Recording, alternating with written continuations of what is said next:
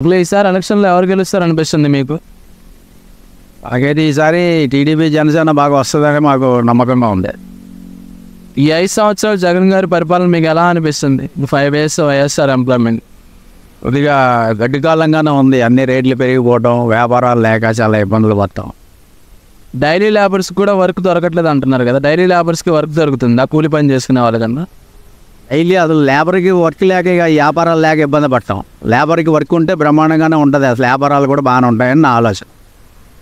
జగన్ గారు 2019లో పూర్తి మద్యపాన నిషేధం చేస్తా అన్నారు కదా, మందాన్ని లేకుండా చేస్తాను 2024 వచ్చే ఎలక్షన్స్ కల్లా అన్నారు కదా. జరగకపోగా విజయవాడలోనే ఇంకా వైన్ షాపులు, లిక్కర్ స్టోర్లు, బార్లు పెరిగిపోయినాయి కదా, 24 గంటలు తెరిచే ఉంటుంది. దాని మీద మీరు ఏమంటారండి?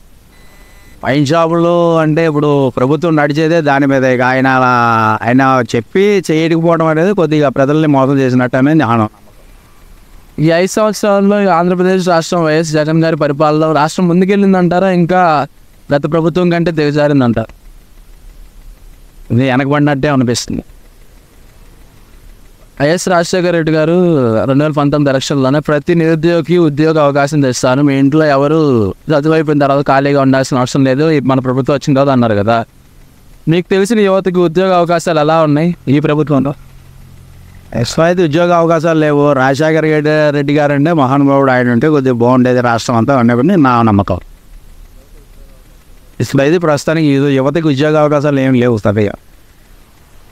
ఈ వైఎస్ జగన్ గారి పరిపాలనలో ఈ అరాచకాలు కానీ, బీసీ ఎస్సీ ఎస్సీల మీద దాడులు కానీ, లేదా మైనారిటీ వాళ్ళ మీద కేసులు కానీ, అక్రమ కేసులు తగ్గాయంటారా పెరిగాయంటారా ఈ ప్రభుత్వంలో? రోజు న్యూస్లో చూస్తే మరి పెరిగినట్టే కనబడుతుంది.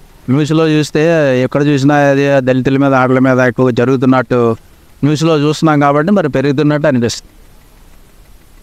ఈసారి ఎలక్షన్లో ఎవరు గెలిస్తే ఇవన్నీ తగ్గుతాయి అంటారు మీరు? ఇది టీడీపీ జనసేన వస్తే కొద్దిగా డెవలప్మెంట్ పెరుగుద్ది, యువతకి ఉపాధి కల్పన జరగవచ్చు అని అనుకోవడం. రెండోది ఏమో ఈ లేబర్కి ఎక్కువగా మెయిన్ ఏంటంటే లేబరు వీళ్ళకి వర్క్ ఎక్కువగా ఉంటే కొద్దిగా డైలీ పని చేసుకున్న వాళ్ళకి బాగా కొద్దిగా కల్పిస్తే వాళ్ళకి వాళ్ళ పరంగా కొన్ని వ్యాపారాలు బాగుపడతాయని మనం అనుకోవటం.